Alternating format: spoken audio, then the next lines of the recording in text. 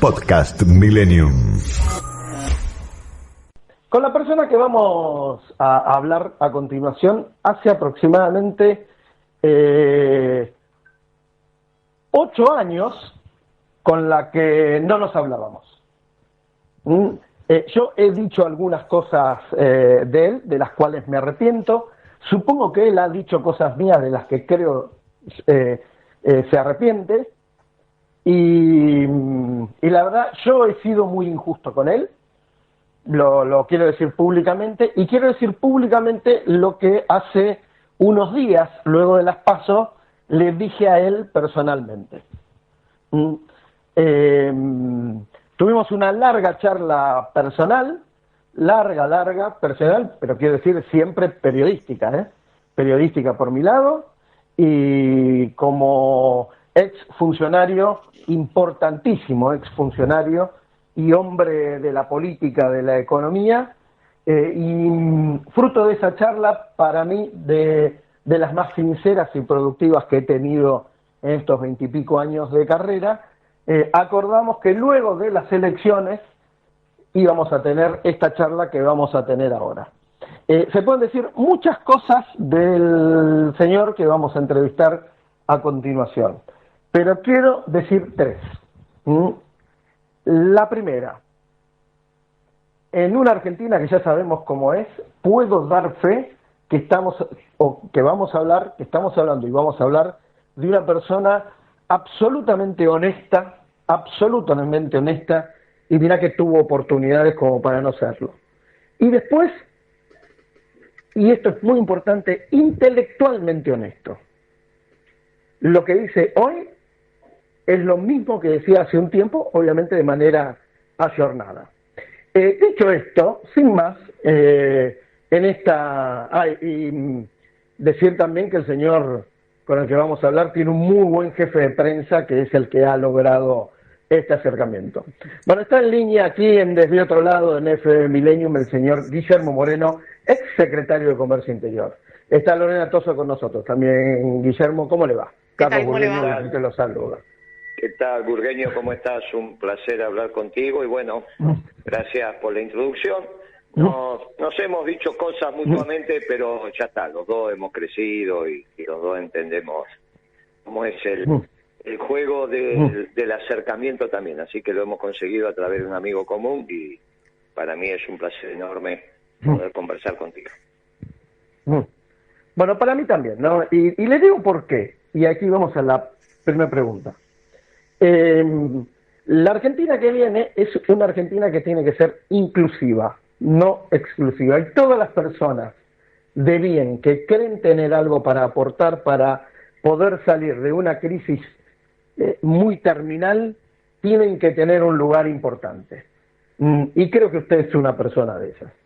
Dicho esto, ¿usted cree en la posibilidad de un gran entendimiento político, económico para sacar a la Argentina adelante?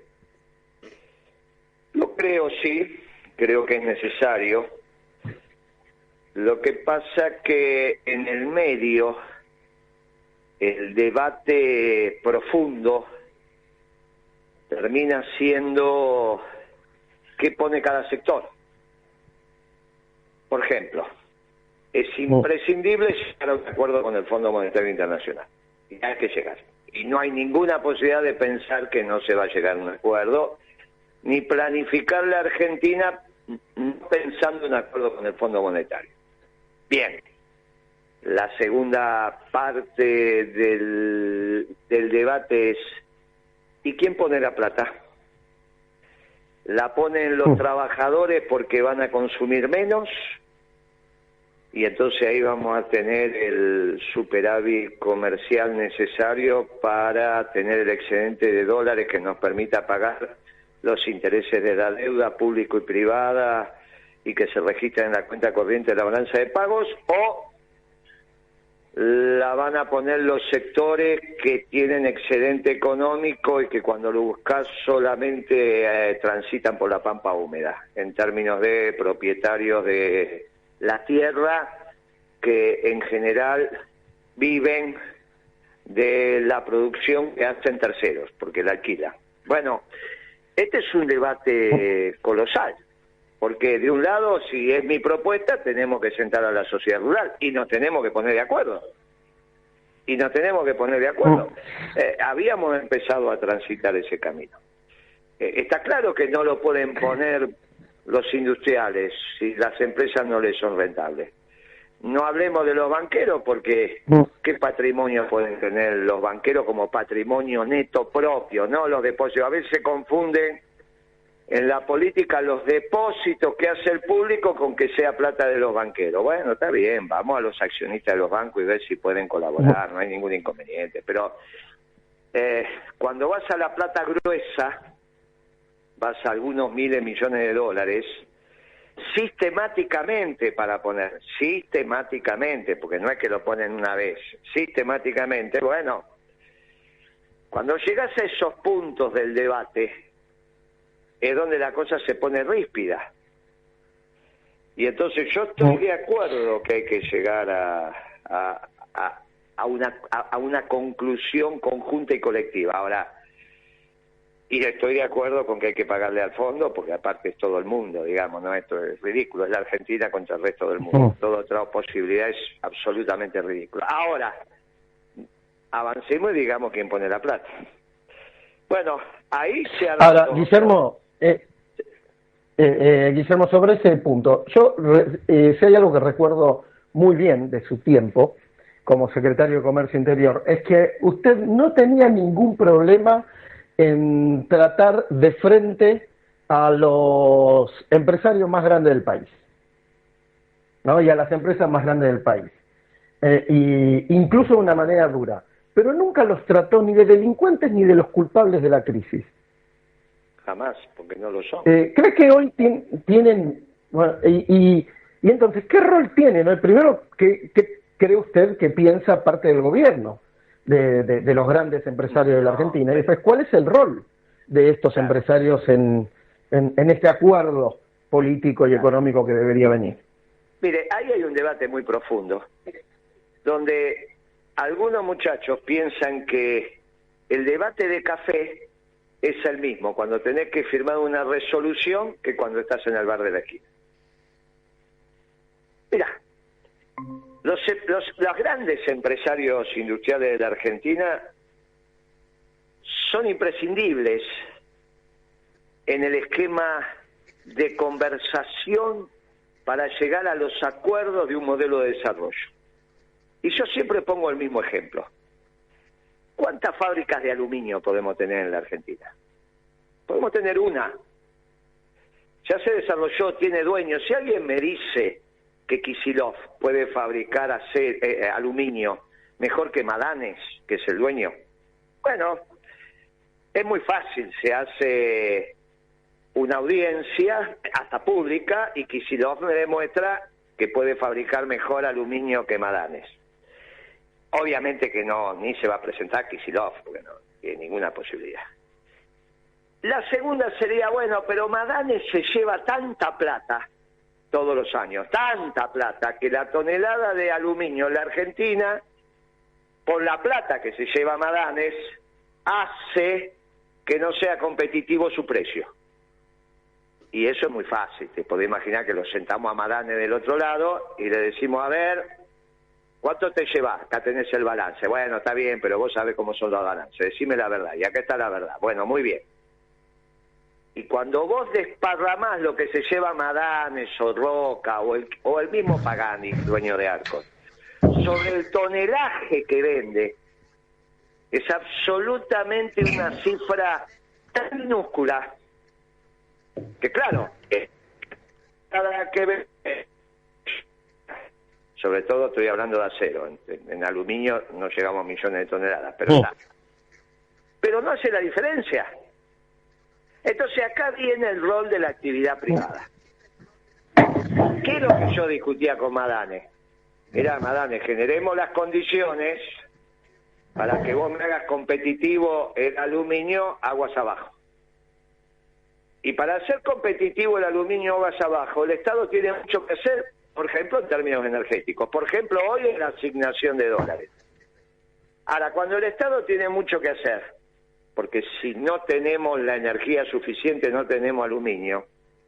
Tiene que ser una discusión de cara al sol, no entre dos.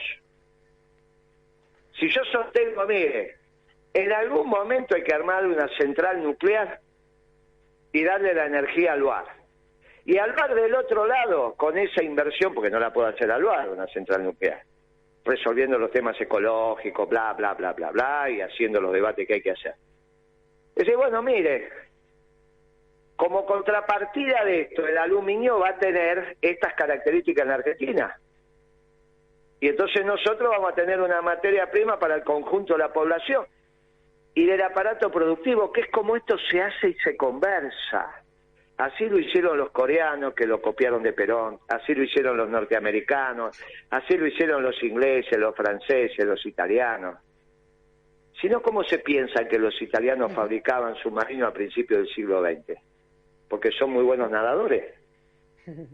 No, porque fue una vocación del pueblo italiano, sintetizada a partir de sus dirigentes, que tenían que fabricar submarinos. Y lo mismo con los franceses. Ahora, si el pueblo argentino llega a la conclusión que no queremos tener aluminio, que no nos hace falta, que es lo mismo importarlo que fabricarlo, listo. Es una decisión soberana del pueblo. Lo mismo el acero. Lo que no la pueden tomar es dos en una oficina. Claro. Bien, en el momento que vos planteás las cosas en estos términos, se allana el camino inmediatamente. Cuando vos te sentás con la duda y decís, mire muchachos, la verdad que los trabajadores de esta altura, los jubilados, los pensionados, no pueden. ¿Qué otro esfuerzo van a hacer para pagarle al fondo? Lo tienen que hacer ustedes. Y te mira y te dice, ¿cómo lo hago? De esta manera. Bueno, muy bien, hago el esfuerzo. ¿Y cómo es? Bueno, acá tenés un bono donde el Estado, esto que dejás de percibir ahora, te lo da de acá a tantas décadas. Y desde ya, que esa visión a lo Grabois de atentar contra el derecho de propiedad no tiene nada que ver, porque no solo con nosotros los peronistas, sino que está en la Constitución Nacional, eso está fuera de discusión. Claro. Ahora, cuando vos tenés esos debates donde lo que se pone en juego es el derecho de propiedad, bueno, entonces no alcanza con una buena elección. Tenés que generar las condiciones para que el pueblo argentino repudie el derecho de propiedad. Bueno, eso ya, ahí ya es muy difícil. Ya es muy difícil. ¿Está bien? Todo esto que está mencionando Moreno habla de la cantidad de frentes con los que va a tener que lidiar por los próximos 2 años el gobierno de Alberto Fernández. Yo sé que usted tiene una visión bastante particular sobre Alberto Fernández respecto de su peronismo o no peronismo. Digo, ¿cómo cree que va a hacer para llevar adelante el mejor trabajo posible en los 2 años que restan, teniendo además unos cuantos frentes internos que resolver? Mire, lo primero es que Alberto Fernández, con respeto a los que sí son socialdemócratas, aparte de ser socialdemócrata, no tiene una cabal comprensión de lo que acontece. No es apto, no entiende lo que pasa. Pero, ¿coincide con Manes en eso? ¿Cómo? ¿Coincide con Manes en eso, acerca de que no termina de ver la realidad? No, pero yo lo dije mucho antes sin no ser sin ser neurocientífico. Dije que Alberto Fernández no tenía la realidad como criterio de verdad. Lo dije hace meses. Cuando él empezó con esa historia de autopercibirse, le dije, mire, este muchacho se autopercibe exitoso cuando es un fracaso. Mucho antes que Manes fuera candidato. No quiero decir con esto, pero no quiero darle la autoridad a Manes de haber sido...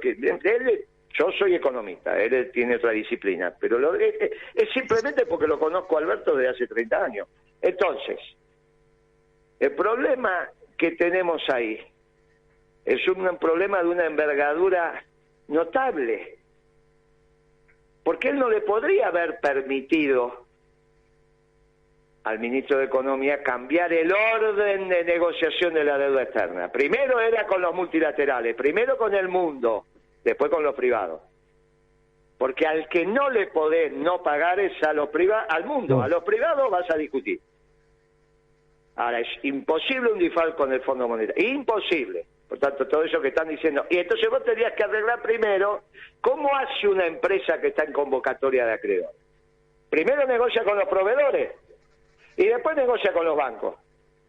Pero es el ABC de cualquier muchacho que ha estado en el mercado. Entonces, primero tenías que arreglar con el mundo, después arreglar con el sector privado. Este lo hizo al revés, terminó el tiempo, ya llegaste al final, y ahora el acuerdo que vas a firmar, el contrato marco, porque finalmente no es otra cosa que eso, es un contrato marco, un mutuo, que vos le vas a discutir en los límites muy menores con el fondo, porque eso ya lo tienen escrito. Entonces, ese mutuo que deviene de ese contrato marco y en el cual está contenido, tiene cláusulas muy precisas, que cuando vos iniciabas tu gobierno tenías posibilidad de flexibilizar. Es imposible. Pero aparte tenés que hacer una propuesta de pago, de lo mismo que le pasó a Grecia. Mire, Grecia llegó a donde llegó porque tenía un ministro de Economía que pensaba que era un sex symbol. Entonces llegaban todos los muchachos, los del fondo, los del Banco Mundial, llegaban estos con su traje gris, su corbata, así, y llegaba el muchachito un rockstar, en su moto, que venía de tomar sol, y que a los 10 minutos salía y decía, yo no arreglo nada. Y bueno, ahí está, ya terminó Grecia. Ahora eso se puede evitar, Guillermo, porque la Argentina por sí acá. puede hacer una propuesta de pago, sí. Primero, estuvo por acá el griego Varoufakis, ¿no? Sí, claro que estuvo. Lo recibieron como si fuera una estrella de rock, sí. Ahora, un usted habrá fino leído marxista que la economía entiende lo que nosotros entendemos de ingeniería espacial. ¿Sabes? Bueno, lo eyectaron rápido, igual, de todas maneras, duró poco como ministro de Economía en Grecia, pero volviendo a la Argentina, en todas las reuniones usted habrá leído las crónicas donde bonistas del exterior, grandes empresarios de acá y de afuera, se reúnen con Alberto Fernández, Martín Guzmán, con el funcionario que sea. Algunos están de acuerdo, algunos coinciden, otros no con lo que la Argentina está proponiendo, pero siempre hay una pregunta, que es, ¿qué opina Cristina de esto que usted me está diciendo? ¿Hacen bien los empresarios en hacer esta pregunta? Y si hacen bien, ¿qué cree usted, que ha hablado tantas veces con ella? ¿Qué opina de todo esto? Y ya que estamos también, la pregunta incluye, ¿cuál es el rol del kirchnerismo en todo esto que se viene? Mire, esto tenemos que empezar la respuesta en el 2014, que es cuando ella le da mandato a Axel Kicillof para ordenar la economía, entre comillas. Yo pensé que era una decisión táctica de Cristina. La primera decisión operativa de Kicillof es devaluar. Yo me opuse, se lo dije aparte, no hagas eso, te vas a poner la economía de sombrero, se lo dije. Después él tuvo la honorabilidad alguna vez de decirme, tuviste razón. Pero a lo hecho pecho. Esa falta de criterio en enero del 2014 para devaluar y sobre todo para echarle la culpa a una empresa menor como era Shell en la Argentina en aquel momento, porque tenía el 20% del mercado petrolero cuando el Estado ya tenía el 51% de las acciones de la empresa que tenía el 55% del mercado, que es YPF. Con lo cual, de ninguna manera, una empresa que ni siquiera tenía pozos petroleros y que solo destila podía generar lo que generó torciéndole el brazo a todo un gobierno. Bueno, esa decisión de tirar la piedra y esconder la mano, que está mal porque no se gobierna así, es lo que inició este ciclo especulativo rentístico. Ahora, uno podía pensar que en ese momento Cristina tomó una decisión táctica. La elección de Alberto Fernández lo que termina demostrando que fue una decisión estratégica. Entonces yo no sé si estamos hablando de la misma Cristina. Hay un embelezamiento quizá de Cristina por la socialdemocracia, que no tiene nada que ver cuando ella hizo un gobierno profundamente peronista. Que podemos discutir un matiz de acá o un matiz de allá, pero no hay ninguna duda que las decisiones en la política económica eran profundamente peronistas. ¿Cuándo empieza a fracasar? Y cuando cambia el marco conceptual, que continúa con Macri, con algunos deslices, algunas sensaciones de Macri yendo para otro lugar, se mete con el precio de los alimentos, saca las retenciones, vuelve a devaluar. Pero es un sesgo de una política socialdemócrata o neoliberal y a la vuelta socialdemócrata, que en términos conceptuales de la economía es lo mismo, la escuela austríaca. Claro, ahí entramos en un debate tan profundo de decir, che, Guillermo, estamos en la radio, pero es que es lo mismo. ¿Por qué puede Macri seguir a Kicillof con la misma política económica, salvo algunos matices, y después Alberto seguir a Macri con la misma política? Porque son lo mismo. Porque son lo mismo. Económico que empezó con Kicillof se agotó, se terminó. Ahora no más. Por eso ya tenés 3 días y una caída de las bolsas que son increíblemente profundas, y la de hoy lo termina de completar. Entonces, ya tenía la acción la última vez que la vi de YPF debajo de 4 en el ADR. Entonces, yo lo que te digo es... No la vuelvo a mirar, ¿eh? Yo que usted no la vuelvo a mirar. Ok. Elsa... No, porque estoy acá, vine a atender a un cliente que encima con su máxima paciencia me está esperando que yo lo... Porque esos son los clientes de la consultora. Pero de paso se está divirtiendo. Escucharte, y ya la mitad... Entonces, me dice, mirá, esta Cristina, si es la Cristina socialdemócrata, no tiene nada que ver con la que gobernó y fue exitosa. Porque nunca devaluó, por ejemplo. Nunca. Ni Kirchner... Ni Cristina devaluaron. El que devaluó fue Kicillof. Y una devaluación de envergadura tal que rápidamente fue a precios. Entonces, como en términos de devaluación real, no pasó nada. Fue un ajuste de variables nominales, se armó un lío bárbaro en el sector privado. ¿Por qué se armó un lío bárbaro en el sector privado? ¿Y por qué a partir del 2014 prácticamente no hay crecimiento de empleo en el sector privado? Y porque empezó a tener más vigencia el gerente financiero que el gerente de producción. Cuando vos le desordenás el flujo de caja a las empresas con una devaluación, ¿qué pasa todo esto? Ganás más plata, quizás si no vendés, o si vendés cobrás contado, que si vendés a plazo. Vos imaginate un mayorista que hoy vende a plazo, suponete 30, 60, 90, y en el medio estás hablando de una devaluación que no sabes. Es preferible que no vendas y te quedas con el stock. Está pasando eso ahora, en este preciso momento. Y por eso te viene el desabastecimiento. Y solamente vendés para cubrir los costos. Hasta que te cansás y empezás a achicar costos y ya sabes por dónde achicás. Todo esto se generó a partir del 2014. Claro, Kicillof tenía la experiencia para entender esto, no. Más, me dijo a mí en ese momento, en esa última reunión que tuvimos, no, Guillermo, gracias a lo que hicieron ustedes, lo que hizo tu generación de economistas, así me dijo, la Argentina ya no es más bimonetaria y estabilizaron tanto el país que una evaluación no va a tener implicancia. Y yo le dije, mirá, 10 años no son nada, Kicillof, pero él era un cuarto de su vida cuando estábamos hablando de esto.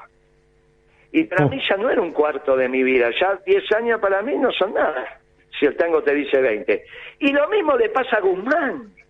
¿Cuántas veces habló con Arcor, con Roca o con el dueño de Aluar, para ponerte los mismos ejemplos? Nunca. Y lo nombraron igual ministro de Economía. ¿Es culpa de él? No, culpa del que lo nombró.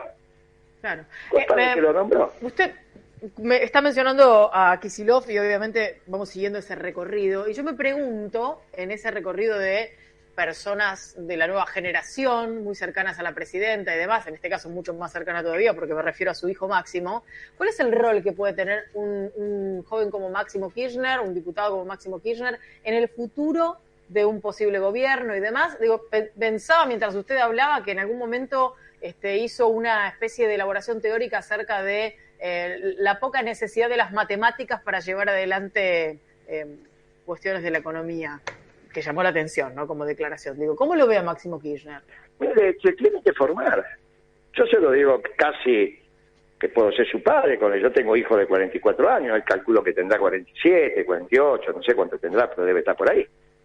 O 46, que puedo ser su padre. Y si no, ahí, digamos, la edad me da perfectamente para ser su padre. Tienen que formarse. Tienen que formarse. que la política no entiende la economía. Ayer hice una charla, tenemos un grupo de economistas jóvenes en nuestro espacio político. Y bueno, hicimos una charla de economía. Empezó a decir, mire, la dificultad de la política para entender la economía, los límites de la voluntad. Para la política, que en general cuando hablan del ministro de Economía, hablan de los funcionarios. ¿Cómo se divide esto? Entre los hombres de la política y los funcionarios. Los hombres de la política son los que tienen cargos electivos, fueron votados por su pueblo y por lo tanto tienen legitimidad de origen. Los funcionarios están a tiro de decreto. ¿Cómo vos le explicás a alguien que fue elegido por su pueblo que hay un límite de la voluntad por los hechos técnicos? Claro, cuando vos estás en terapia intensiva y el médico te dice llegaste al final, bueno, vos lo entendés. Ahora, un economista no es tan fácil entenderlo. Te lo digo porque estuve ahí. Entonces, cuando vos le planteas los límites de la disciplina, y los límites de la disciplina, que son muy flexibles esos límites, no estamos hablando de la física, la química, estamos hablando de una ciencia social. Cuando vos le planteás los límites de la disciplina, le decís, mirá, no vas a poder emitir todo lo que quieras, porque si no la economía sería una disciplina de diseño gráfico, a ver quién hace el billete más bonito. O la economía sería el límite de la cantidad de papel y de tinta y la velocidad de las máquinas. Y vos intentás explicar esto. Si no tenés las espaldas suficientes, forjadas a la luz de la lucha política también, es difícil que te escuchen y que te entiendan. Claro. Guillermo, ahora, usted mencionó... por eso yo formo economistas en la política también. Porque tienen que dar charlas en las unidades básicas. Y tienen que explicarle economía a la señora que salió a hacer las compras. Y si vos no le enseñás economía usted es un a defensor... la vecina tuya, ¿cómo haces para explicárselo al presidente después?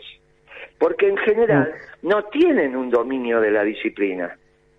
Algunos piensan que porque Guillermo Moreno, una quiero decir... Secretaría de Hacienda, que manejaron una Secretaría de Hacienda en una provincia están aptos. No, la Secretaría de Hacienda, que es recaudar y gastar, no imprime plata, no define la tasa de interés, no define el tipo de cambio, etcétera, etcétera, etcétera.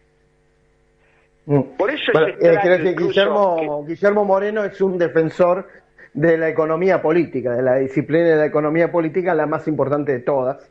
Esto lo quiero resaltar, y también como para los estudiantes de economía, no dejen de lado la economía política.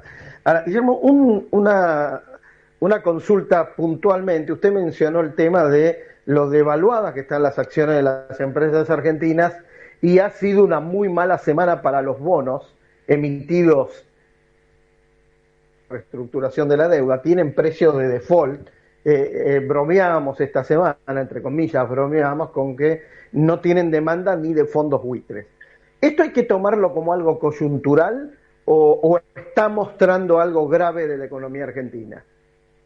Y estamos en una situación muy compleja. La destrucción de valor que ha generado el gobierno de Macri en los 2 últimos años de su mandato, producto de las decisiones tomadas en los 2 primeros años y a su vez de la herencia de Kicillof, son tremendas. La destrucción de valor, si vos agarrás lo que vale la acción de YPF y lo multiplicás por la cantidad de acciones que hay, te da un valor ridículo. Con 1.200, 1.300 millones de dólares te dan el vuelto. Entonces, esto es un absurdo. Pensar que la Argentina, con esta destrucción de valor, tiene opciones, ridículo. Lo que pasa es que solamente porque estamos los argentinos dentro de la Argentina, esto seguimos hablando. Porque la destrucción de valor es inmenso. Entonces, lo primero que tenés que hacer es reconstruir el valor. Y obviamente esto solo lo podés reconstruir si tenés unidad de cuenta. Y para eso tenés que resolver el tema monetario. Nunca nos acusaron a nosotros de tener irracionalidad en la macroeconomía. Después me podían decir a mí, no, Moreno, pero los precios, yo estaría con la subjetiva. Se reían. Nosotros tuvimos una tendencia macroeconómica impecable, por eso el país creció. Y por eso Mi recomendación a Kicillof es no devalúe, porque rompía la consistencia. Le intentaba buscar destruyéndola. Bueno, fue lo que hizo. ¿Por qué? Porque no comprendía a los actores profundos de la economía argentina, que son los de carne y hueso, los empresarios y los dirigentes sindicales. Si la política económica que vos vas a implementar no te la aceptan los empresarios y los dirigentes sindicales, vos estás perdido. Por eso es tan importante la conducción. El modelo de desarrollo lo puede pensar la política, pero lo implementan los trabajadores y los empresarios. Por eso es tan importante que vos lo consensúes, al revés de lo que pasó en nuestra gestión, donde parecía que no consensuábamos. Nosotros no pasábamos hablando todo el tiempo, no a los medios, a los empresarios. Por eso hay ahora una reconsideración sobre aquel momento. Sobre aquel momento. Como decía Perón, porque los que vinieron como eran, ¿no? Bueno, que al final nos eso también tenés razón. Bueno, eso también tenés razón. Pero la realidad es que hoy cualquier empresario te paga 5-1 para volver allá. Pero escúchame. Guillermo, ahí se valoriza los la década próximos ganada. meses. Ahora, no con esta Cristina, porque esta Cristina es socialdemócrata hasta que diga lo contrario. No alcanza con que diga, no, yo soy peronista. No, el peronismo se ve en la acción. Y hoy esto no es un gobierno peronista. Guillermo, la última pregunta. Sí, y agradeciéndole atender a mi cliente, si no lo voy a perder.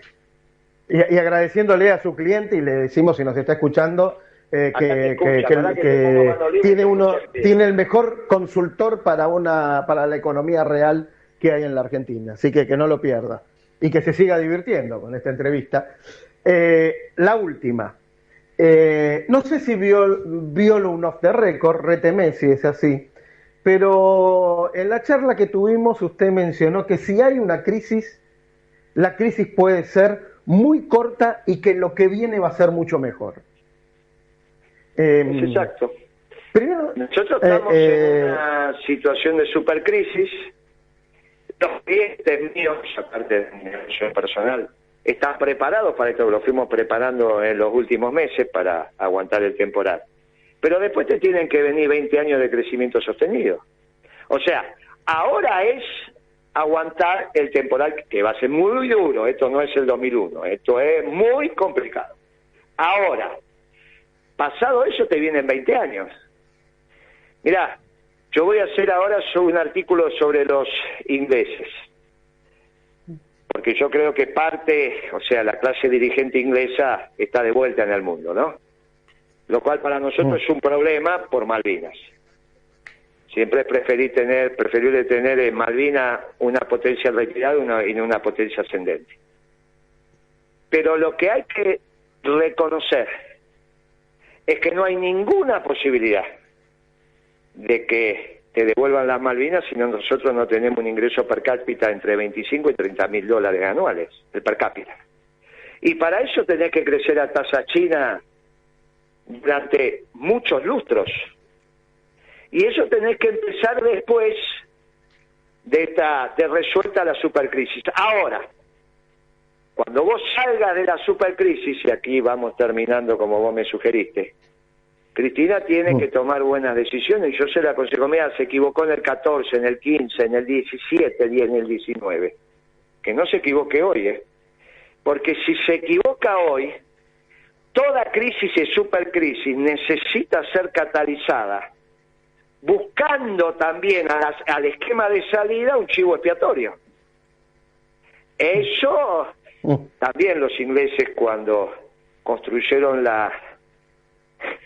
porque viste que los ingleses de última lo que hacen también es no solo haber difundido los deportes y algún idioma, sino las distintas disciplinas, y en este caso cuando ellos fueron los primeros antropólogos y fueron descubriendo en civilizaciones que no se conocían los que tenían en común.